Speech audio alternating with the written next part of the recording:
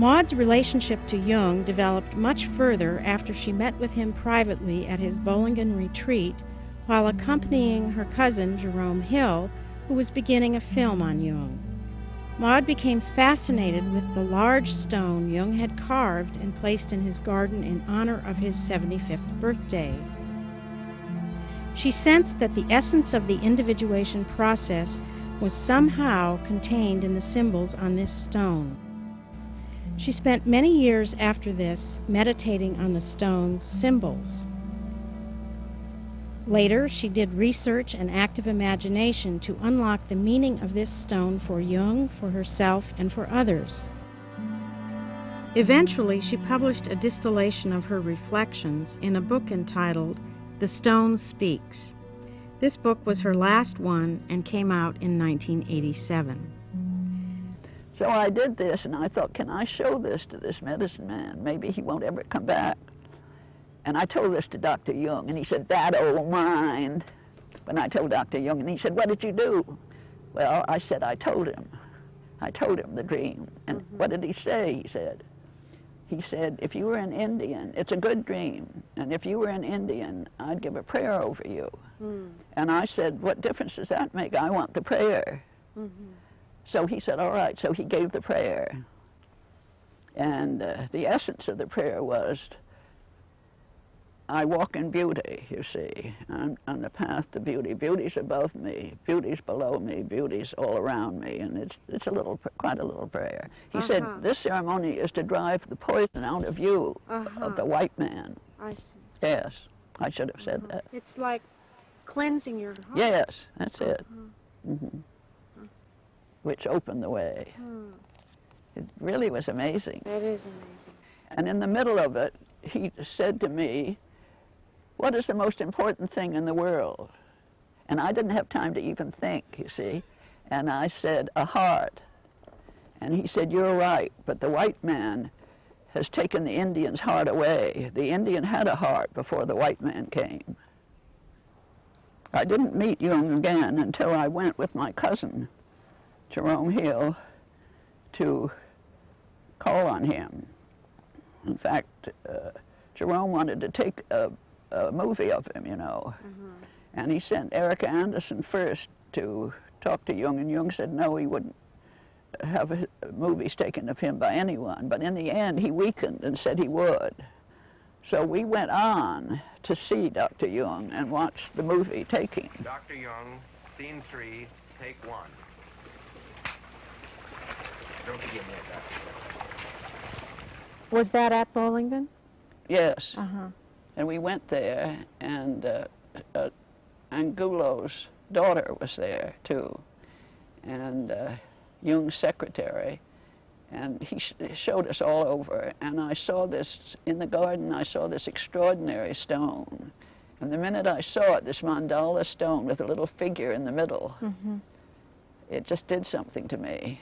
Well, then when they were taking the movies of Jung, Romy asked him what it meant, because it was in Latin and Greek. And he said, well, it's enigmatic. Well, Romy said, enigmatic or not, I'd like to know what it is. So he told us, and it meant nothing to us, you see, but it was all written down. Here is a Latin inscription. It's a very cryptic text that would need a lot of commentary. But I give you the mere translation. The stone speaks now, being personified, of himself, and says, Orphanos sum, solus, tamen ubique reperior, udo sum, sed mihi contrarius. I am an orphan, alone. Yet I am found everywhere. I am one, but I am contrary to myself. A youth and an old man at the same time. I have known neither father nor mother, because I must be lifted up from the depths. like a fish. Or I fall down from the sky, like the white stone. In woods and on mountains, I'm walking about, but I am hidden. I lie hidden in the innermost of man. I am mortal for everyone, and yet I am not touched by the mutation of time. And my cousin enlarged a huge picture of the stone. And I decided, he wanted me, for the movie he was doing of Jung, he wanted me to do what I could with the translations of the stone. And I decided that I'd do it for a book. I see. I was so enthralled with the whole thing that I decided I wanted to see if I could find out what it meant. And then I finally wrote to Dr. Jung, in which I said, I'm not an analyst and I have no degrees, and I'm just an ordinary person, but your stone did something to me. Can you show me the quarry that this stone came from? Well, the quarry is right over there. It's, you see there, that wall of rock. Yes. Below that meadow. Just There's south. the quarry. It's now against the light, you can't see it properly. I think I see it. And then the boat brought it over to here. Oh, yes. Did you order this stone? Oh, yes. Was it for the building of that house? Oh, yes. We had all the stones practically from here from over there. There are 2 quarries. Well, how did it happen that this one stone came? This one, Well, that's a funny story about that stone. We needed a certain stone for that wall behind the tower, and we gave the exact measurements to the foreman, and he took them down properly. And the next day they brought a load of stones, and but we looked in vain for the stone we had ordered. It was a pretty big stone we ordered. Instead, they brought a perfect cube. Well, that stone here. And of course, my mason didn't like it at all and said they should take it back, but I took it as a hint. I leapt on it at once. I say, now this is the stone I need. And instantly I had the idea I would put it there with an inscription. You know, that cube caught my fantasy. But you'd cut stones before, haven't you? Oh yes, I have learned cutting stone in that quarry over there. Really? Yes, I have built that house here. Well, how long did you work on it? With 2 workmen. Well, we had it up practically in 6 weeks. Well, how long did you work on the cutting of this stone? Oh, on the stone, well, off and on since last September. So really a year? Well, a year, yes. But only off and on when I was here. Did you carve all 4 sides of it? No, so only the 3 sides. Because the back side is invisible. It's against the bushes. And what, is it sandstone? Yes, it is a hard blue sandstone. Very hard. And then I asked him if I could come to Bollingen again. And he wrote back and said yes. So the next time we saw Jung, which was, I think, in about 6 months. I hadn't done much. I was doing research, you see. And we saw him not at Bollingen. We saw him in Zürich. I said to Jung, oh, that stone must symbolize everything that you believe in, or something like that. And he said, oh, not at all. It just meant nothing to me. It was like a song, and my heart just sank. Well, we stayed there an hour, Romy and I, and talked with him and all about things. And I told him I'd been working with the Indians, and that's when I told him the story about the Indian that later gave a prayer over me. Mm-hmm. So when we were ready to leave, he turned and looked at me and he said, "Everything I believe in could be on that stone." Isn't that something? Uh-huh. And before that, he said something about, you know, I never lied until I was, did he say till I was older or till I was younger? I couldn't remember. But anyway, I thought, well, you certainly lied to me.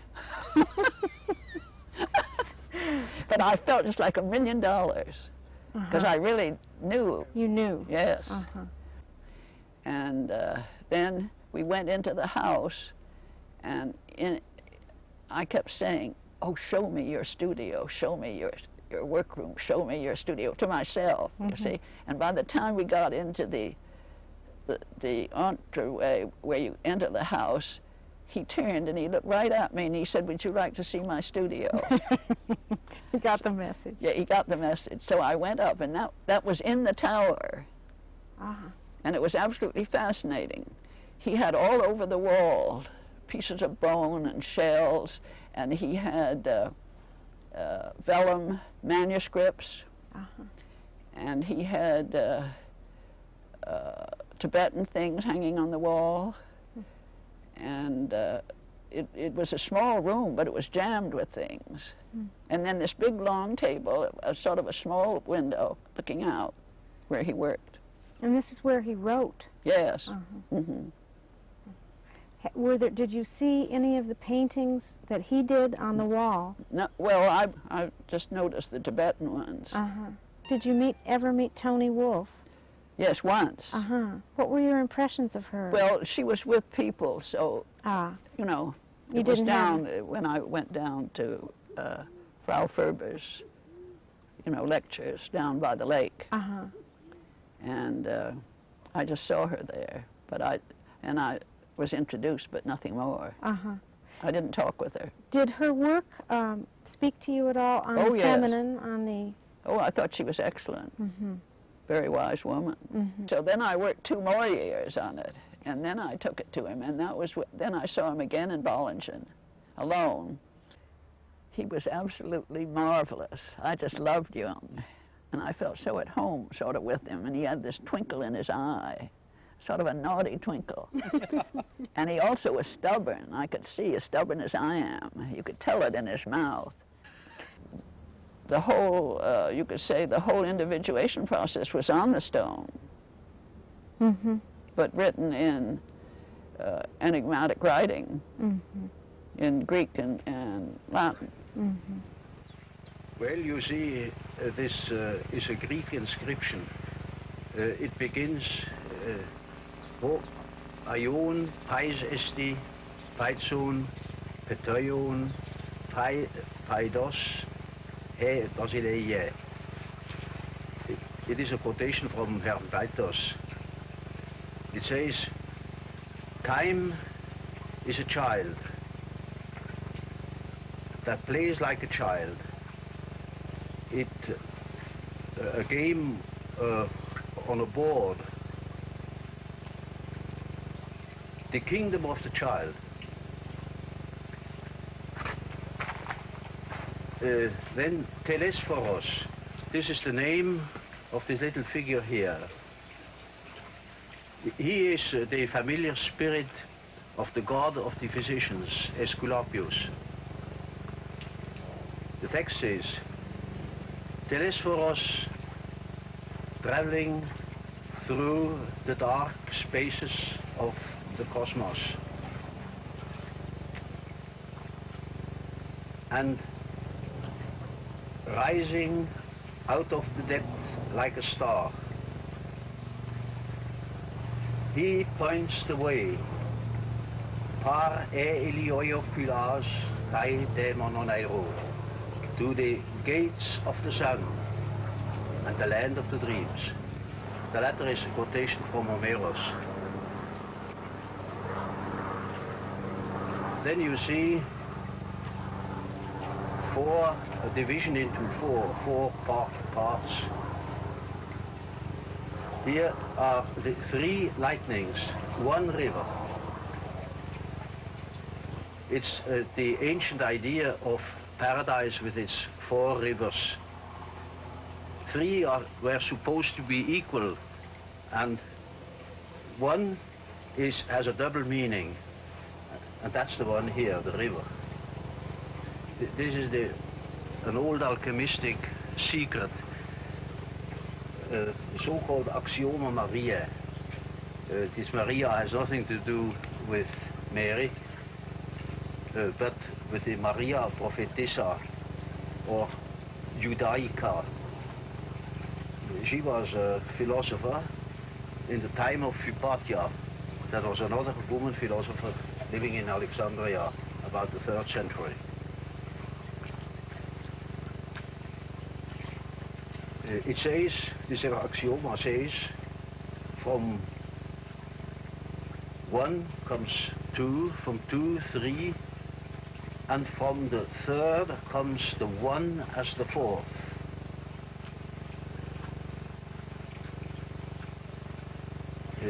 This axioma has played a very great role through 1700 years of alchemy. Then you see here the sign of the sun, here the sign of the moon. On the left side, Jupiter, on the right side, Venus. Saturn above, Mars below.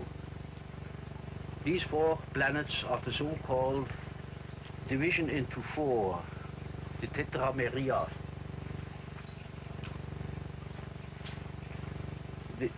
Here, on the body of the child is a sign of Mercury, and he is supposed to be Mercury, or Hermes, the messenger of the gods. The text refers to him as the one that points to the region of the Westland that is supposed to be the land of the dead. How do you see him as a figure in history? I mean, do you... Well, I think he's one of the most important men of this age. This is a Latin inscription. It is a verse by Arnaldus de Villanova, a famous physician and alchemist of the early 13th century. It reads, "Here is the stone, the insignificant one, cheap concerning price. It is despised by the stupid, all the more appreciated by the wise." C.G.Jung, from gratitude, has made and put this stone in memory of his 75th birthday. That's it.